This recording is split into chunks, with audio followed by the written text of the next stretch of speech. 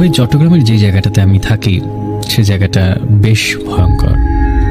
ভয়ঙ্কর বলছে এই কারণে, কারণ এক পাশটা খোলা, একেবারে খাল পাড় থেকে শুরু করে বলতে পারেন কর্ণফুলী নদী পর্যন্ত সেই খালটি চলে গেছে, এবং আরেক পাশটা থেকে শুরু হয়েছে মাত্র বসতঘর। একটু বলে রাখার জন্য বলছি, যে জায়গাটাতে আমার বসবাস সেখানে আমাকে থাকতে হয়, কারণ এটা একটা সরকারি কোয়ার্টার। তার মানে আমার জন্য চাইলে অন্য কোথাও গিয়ে বাসা শিফট করে রাখা সম্ভব না। বিল্ডিংটা ঝুঁকিপূর্ণ, তারপরও থাকছি, কারণ এই বিল্ডিংয়ে থাকতে আমাকে কোনো ভাড়া দিতে হয় না। গরিব মানুষ, বলতে পারেন পেটের জন্যই আমাকে এখানে পড়ে থাকতে হচ্ছে। যখন এই ঘটনা আপনাকে লিখে পাঠাচ্ছি, সেই মুহূর্তেও সেই বিল্ডিং থেকেই আমি আপনাকে লিখে পাঠাচ্ছি। আমি জানি না যে এই বিল্ডিংয়ে আসলে কি ঘটছে বা কি ঘটে। আশা করি আমার সঙ্গে যারা আছেন তারা কেউ না কেউ কিছু না কিছু বলতে পারবেন।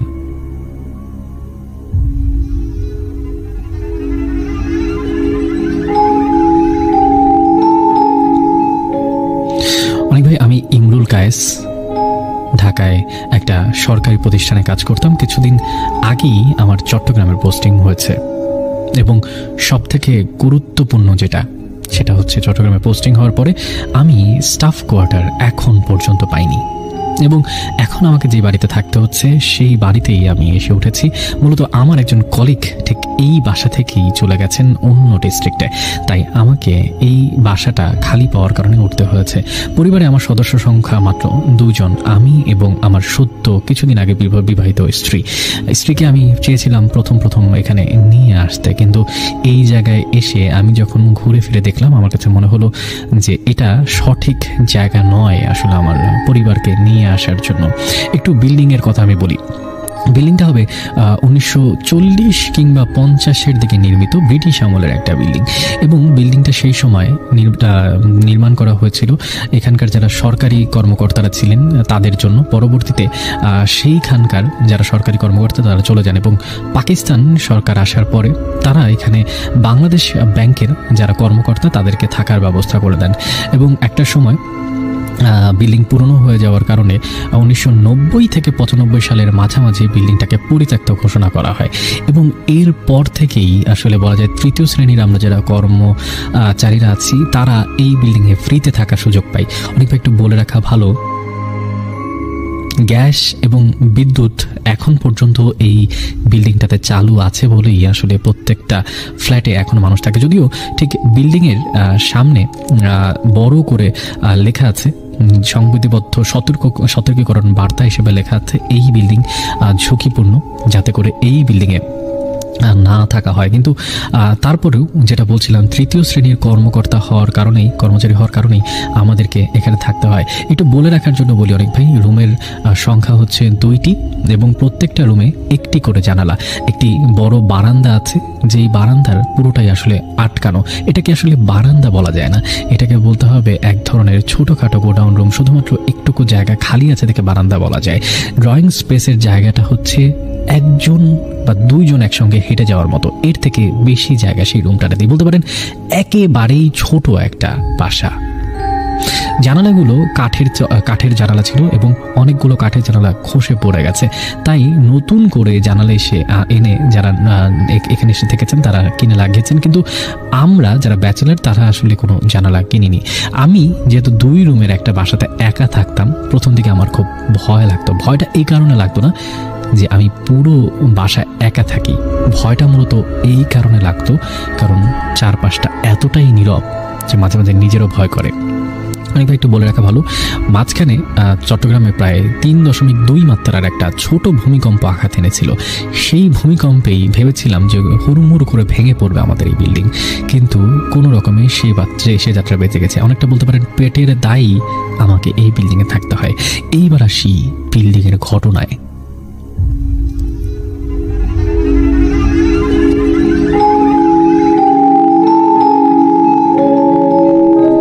প্রথম যখন আমি এদিকে শিফট হয়ে আসি এবং প্রথমবারের মতো যখন এই বাসার খবর পাই, আমি দেখতে আসি, তখন আমার অফিসের অনেক কর্মচারী আমাকে বলেছিল যে ভাই, যেখানে ওঠেন, যেভাবে ওঠেন, ওই বিল্ডিংয়ে ওঠেন না। আমি তখন তাকে জিজ্ঞেস করেছিলাম কেন। তখন তারা আমাকে বলেছিল যে এই বিল্ডিংয়ের সমস্যা আছে। কী ধরনের সমস্যা কেউই আসলে নির্ধারিত বা নিশ্চিত করে বলতে পারছিল না। কেউ বলছিল রাতের বেলা ছাদে কারো হেঁটে চলার শব্দ পাওয়া যায়, অনেকটা নুপুরের শব্দ পাওয়া যায়। আবার কেউ বলছিল রাতের বেলা ঘরের মধ্যে হঠাৎ করে টেম্পারেচার বেড়ে যায় আবার কমে যায়।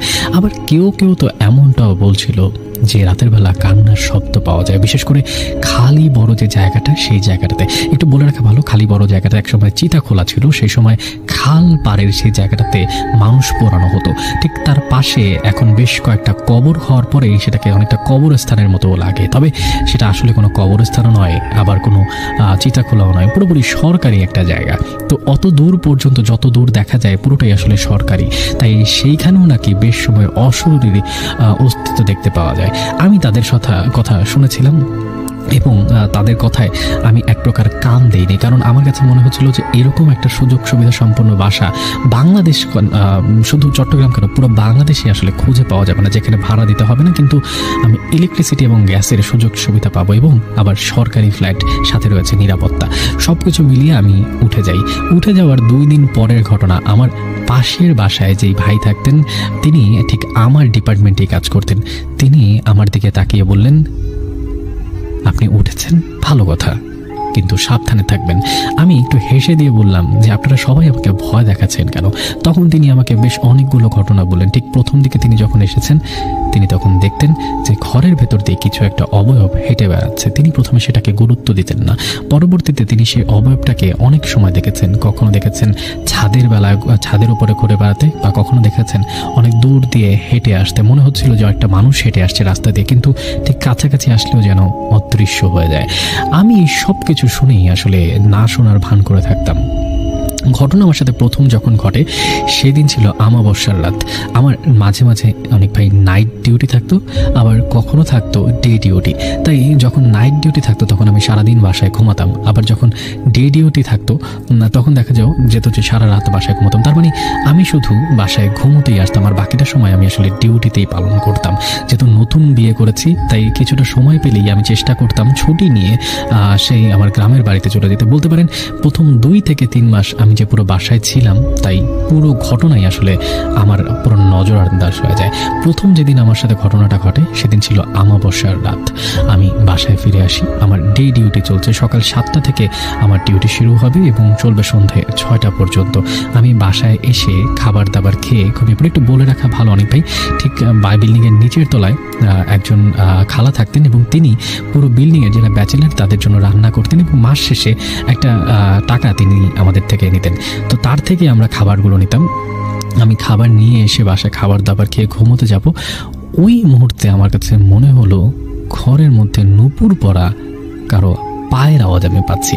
অনেক ভাই একটু বলে রাখা ভালো যে আমার ঘরের দরজা জানালা সব কিছু লাগানো ছিল, এক প্রকারের সিল গালা করা ছিল। আগেই বলেছি কাঠের জানালা, এক প্রকারের কাঠ দিয়ে লাগিয়ে দেওয়া হয়েছে। যাদের সামর্থ্য ছিল তারা জানালা কিনে এনেছেন। যেহেতু আমার চাকরি অস্থায়ী, তাই আমি কোনোভাবেই এখানে কোনো ধরনের ইনভেস্ট করতে চাইনি, তাই সেই কাঠ দিয়ে লাগানো জানালাগুলোই সেখানে ছিল। বিশেষ করে বলতে গেলে আমি জানালা খুলতেও পারবো না, আমি জানালা বন্ধও করতে পারবো না, আমার জানালাগুলো একদম ফিক্সড। তো আমার বাইরে থেকে শব্দ আসার সম্ভাবনা বেশ কম। তখন সব কিছুই বেশ আমার কাছে অস্বাভাবিক মনে হতে লাগলো। আমার শুধু মনে হতে থাকলো আমার কলিগদের কথা। সবাই বলেছে এই বিল্ডিংয়ে সমস্যা আছে, সবাই বলছিল এই বিল্ডিংয়ে সমস্যা থাকবে, আমাকে সেগুলোর সাথে মানিয়ে নিতে হবে। ঘটনা অনেক ভাই এখান থেকেই শুরু হয়। সেদিনকার মতো আমি ঘুমিয়ে যাই চাদর মুড়ো দিয়ে। এরপরে আর কিছুই আমি অনুভব করি না। তারপরের দিন সকালবেলা যখন আমার ঘুম ভাঙে, আমি দেখি আমার শরীরে কাঁপুনি দিয়ে জ্বর এসেছে। আমি অফিসে ফোন দিয়ে জানানোর চেষ্টা করলাম যে আমার এত বেশি জ্বর যে আমি যে কোনো সময় সেন্সলেস হয়ে যেতে পারি, তাই আমি যেতে পারবো না। সাথে সাথে আমার 2জন কলিগ আমার বাসায় চলে আসেন এবং বেশ কিছু ওষুধ এবং খাবার দাবার নিয়ে এসে আমাকে দেখে তারা আবার চলে যান এবং অফিসে তারা জানিয়ে দেন যে জ্বরের কারণে আমি থাকতে পারবো না। ওই দিনই বোধহয় আমার জীবনের প্রথম ঘটনাগুলো উপলব্ধি করি। আমি যখন শুয়েছিলাম আমার কাছে মনে হচ্ছিল ঘরের মধ্যে আমি ছাড়া বেশ কিছু মানুষ আছে। আমি স্পষ্ট করে বলি, একটা ছেলে,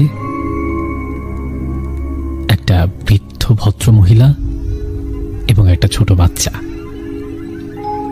কিভাবে বলছিলাম, আমি যখন শুয়ে আছি, ফ্লোরিং এ শুয়ে আছি, হুট করে মনে হলো আমার মাথার পাশে একটা বাচ্চা খেলনা নিয়ে খেলছে।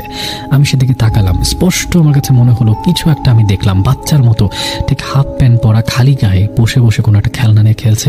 আমার দিকে চোখ পড়তে মনে হলো অদৃশ্য হয়ে গেল। আমি কিছুটা ঘাবড়ে উঠলাম। তখনও রুমের লাইটটা বন্ধ। আমি চেষ্টা করলাম যে একটা কাজ করলে কেমন হয়, উঠে জাস্ট লাইটটাকে একটু জ্বালিয়ে দেওয়া যায় কিনা। আমি ওঠার যখন চেষ্টা করতে যাব তখন দেখলাম আমার শরীরে এতটুকু শক্তি নেই যে আমি উঠে গিয়ে সেখানে লাইট জ্বালাবো। আমি আবারও শুয়ে পড়লাম। পুরোটাই জিনিসটা আমার কাছে মনে হতে লাগলো যে আমার অসুস্থ মস্তিষ্ক আমাকে এই সব কিছু আসলে অনুভব করাচ্ছে। ঘটনার বিপত্তিপাতে তার কিছুক্ষণ পরে যখন একজন বৃদ্ধা ভদ্র মহিলা রুমের মধ্যে ঢুকলেন এবং রুমের একটা কোনায় গিয়ে মনে হলো তিনি কাউকে কোলে নিয়ে, অদৃশ্য কাউকে কোলে নিয়ে তিনি বেরিয়ে গেলেন। অনেকবার আমি স্পষ্ট দেখেছি, নীল রঙের একটা কাপড় পরা, সাদা রঙের চুল, বৃদ্ধা ঘরের মধ্যে ঢুকলেন। ঠিক রুমের কোণা থেকে অদৃশ্য কোনো একটা জিনিসকে কোলে নিয়ে তিনি বেরিয়ে গেলেন। ঠিক যেমন কিছুক্ষণ আগে একটা বাচ্চাকে দেখছিলাম, তেমন কোনো একটা বাচ্চা, ছোট বাচ্চাকে কোলে নিয়ে বেরিয়ে গেলেন। আমি তখন ভয়ে একাকার অবস্থা। আমি জানতাম আমার দরজা তখন বাইরে থেকে লাগানো, কারণ আমি অসুস্থ। আমার যিনি কলিগ তিনি দুপুরবেলা খাবার নিয়ে আসবেন এবং তিনি তখন দরজা খুলে ভেতরে ঢুকবেন, তাই তিনি বাইরে থেকে দরজাটাকে হুক লাগিয়ে গিয়েছিলেন। তার মানে আমি চাইলেও উঠলেও এখন দরজা দিয়ে বাইরে বেরোতে পারবো না, আমার পক্ষে সেটা সম্ভব না। আমি আমার মোবাইলটা হাতে খোঁজার চেষ্টা করলাম। আমি ওই ঘটনা দেখে প্রচণ্ড ভয় পেয়ে গেছি। ঘটনার এখানেও শেষ হলে পারত। কিছুক্ষণ পরে আমি শুনতে পাচ্ছিলাম ড্রয়িং রুমে দুজনের কথোপকথন। খুবই আস্তে কণ্ঠে কারো কথা বলছে, একজন আরেকজনের সঙ্গে অনেকটা চাপা স্বরে, যে বেশি জোরে বললে আমি শুনে ফেলবো। ঘটনার আপেক্ষিকতায় আমি প্রচণ্ড ঘাবড়ে গেলাম। আমি ভাবছিলাম সবকিছুই আমার মনের ভুল, আমি স্বপ্ন দেখছি, সবকিছুই আমার স্বপ্ন, এই সবকিছু সত্যি না। কিছুক্ষণ পরে কেউ একজন উকি দিয়ে ঘরের মধ্যে আমাকে দেখার চেষ্টা করলো। একজন ভদ্রলোক, মুখ ভর্তি দাড়ি, গোঁফ নেই, চোখে কাজল দেওয়া কিংবা সুরমা। অনেকটা আমার দিকে মুচকি হেসে তিনি আবার ভিতরে চলে গেলেন। মনে হলো সেই লোকটি আমার মন পড়তে পারছে। আমি মনে মনে কি ভাবছি তিনি সেটা বুঝতে পারছে। ঘটনার আকস্মিকতা আপনারা বুঝতে পারবেন কিনা অনেক ভাই আমি জানি না। ওই মুহূর্তে যে কেউ, আপনি, আপনাদের যে কেউ যদি সেখানে থাকতেন, আমি হলফ করে বলতে পারি আপনারা হার্ট ফিল করতেন। আমি গ্রামের ছেলে, তাই আমি ততক্ষণ পর্যন্ত শক্ত ছিলাম। আমার শুধু একটাই উদ্দেশ্য ছিল, এই মুহূর্তে আমার একটাই কাজ, ঘরের মধ্যে লাইটটা জ্বালিয়ে দেওয়া। অনেক ভাই এই সব কিছু আমার মনের ভুল ভাবতে পারতাম, সব কিছুই মনের ভুল হতে পারত যদি না আমার চোখের সামনে 100 পাওয়ারের বাল্বটা ফেটে না যেত। অনেকভাবে আমি আবারও বলছি, লাইট বন্ধ ছিল, আমি শুয়েছিলাম, আমার পক্ষে উঠে লাইট বন্ধ করা বা জ্বালানো সম্ভব না। মনে হলো আমার চোখের সামনে কোনো একটা অদৃশ্য কিছু ভারী দিয়ে লাইটটাকে চূর্ণ বিচূর্ণ করে দিল।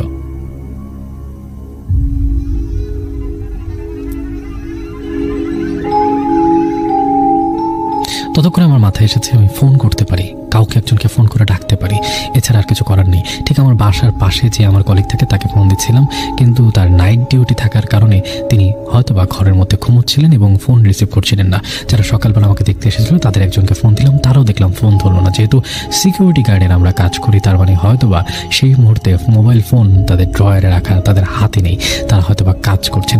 আমি তখন প্রচণ্ড ঘাবড়ে গেলাম। আমি ভাবলাম এখন আমি কি করব, আমাকে বাঁচানোর মতো কেউ নেই। আমি তখন আমার স্ত্রীকে ফোন দিলাম এবং হাউমাউ করে কান্নাকাটি শুরু করলাম। আমার এখনো মনে আছে, স্পষ্ট মনে আছে, আমি এতটাই নিরুপায় ছিলাম, আমার মনে হচ্ছিল আমি যে কোনো সময় মারা যাব, যে কোনো সময় আমাকে কেউ মেরে ফেলবে, যে কোনো কিছু হতে পারে। ওই মুহূর্তে আমার কাছে মনে হলো আমার রুমের মধ্যে কেউ একজন ঢুকলো, ঠিক আমার সামনে এসে দাঁড়ালো, আমার পায়ের কাছ থেকে দাঁড়িয়ে আমার দিকে তাকিয়ে আছে।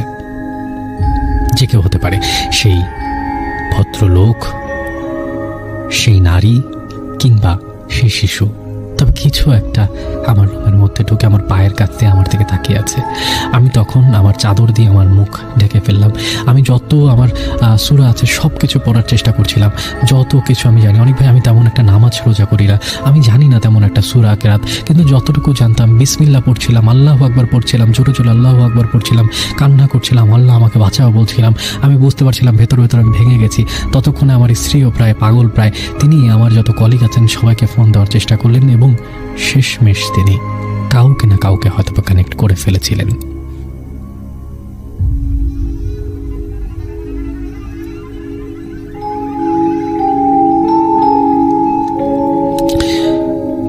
অনেক ভাই আমার যখন জ্ঞান ফেরে তখন আমার পাশে আমার কলিগ, আমার পাশের বাসার সেই ভদ্রলোক সবাই আমার পাশে ছিলেন। সবাই একটু মুচকে মুচকে আমার দিকে তাকিয়ে হাসছিলেন, অনেকটা এমন যে আমার এই ভয় পাওয়া থেকে তারা খুব মজা পাচ্ছে। আমি কিছুই বললাম না, অনেকক্ষণ যাবত আমি কোনো কথা বলতে পারলাম না। সেদিন রাতেই আমার ওয়াইফ চলে আসলো এবং আমাকে নিয়ে বাড়িতে চলে গেল। সুস্থ হয়ে ফিরে আসতে আসতে আমার প্রায় 1 সপ্তাহ সময় লাগলো। আমি আর সেই বাসায় উঠলাম না।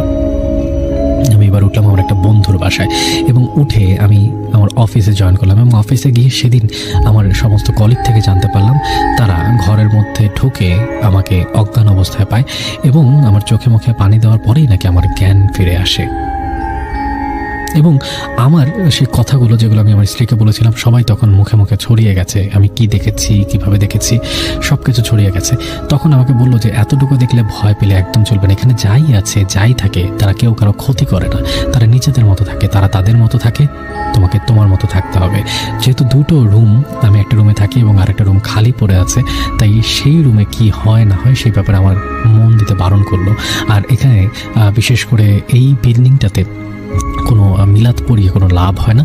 কারণ হচ্ছে যতবারই কোনো হুজুর এখানে মিলাদ পড়তে এসেছেন তারা প্রত্যেকেই বলেছেন যে এখান থেকে চলে যাওয়ার জন্য। বিশেষ করে মাইজি ভান্ডারির একজন বিশাল বড় পীর কায়েম একজন এসেছিলেন এবং আলেম এসে তিনি বলেছিলেন যে তোমাদের এই বাড়িতে থাকা ঠিক হবে না, আর যদি এই বাড়িতে তোমাদেরকে থাকতেই হয় তাহলে সবচাইতে ভালো হবে যদি তোমরা তাদের সাথে কোনো ধরনের কোনো বেয়াদবি না করো, পাক পবিত্র থাকো, এবং বিশেষ করে বিধর্মী যারা তারা যাতে এই বাড়িতে না থাকে। ব্যাপারটা এরকম যে আমি অন্য কোনো একটা জিন সদস্যদের পরিবারের সঙ্গে সাবলেট থাকছি। ব্যাপারটা হাস্যকর, ব্যাপারটা অদ্ভুত, আমার জন্য ভয়ঙ্কর, কিন্তু অনেক ভাই আমার কিছু করার নেই। এরপরে ব্যাপারগুলো আমার কাছে অনেক বেশি নর্মাল হয়ে যেতে লাগলো। বিশেষ করে আমি আসতাম, ঘুমিয়ে যেতাম, আবার ঘুম ভাঙলে চলে যেতাম। এখন অনেক ভাই তাই চলছে। আমি এই মুহূর্তে যেখান থেকে আপনাকে লিখছি ঘটনা, ঠিক আমি আমার রুম থেকে লিখছি। এবং বলতে পারেন ব্যাপারগুলো আমার কাছে এতটাই বেশি এখন স্বাভাবিক হয়ে গেছে যে আমি বুঝতে পারি কেউ হয়তো বা এসে দাঁড়িয়েছে, হয়তো বা কেউ হেঁটে যাচ্ছে, হয়তো বা যখন আমি দরজাটা লাগাতে যাচ্ছি তখন মনে হচ্ছে ঠিক দরজার বাইরেই কেউ একজন আমার দিকে তাকিয়ে আছে, কেউ একজন হাসছে, কিছু একটা ফিস ফিস করে কথা বলছে, কিন্তু কোনো কিছুকে গুরুত্ব না দিয়ে আমি চলে যাই।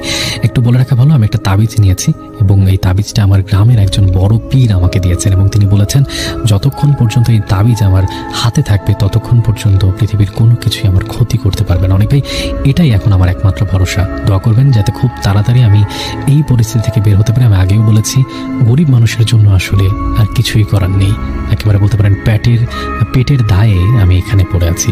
আমার জন্য দোয়া করবেন, ভালো থাকবেন, ভালো লাগলে ঘটনাটা পড়ে শোনাবেন। আমি ইমরুল কায়েস লিখছি ঘটনাটা চট্টগ্রাম থেকে।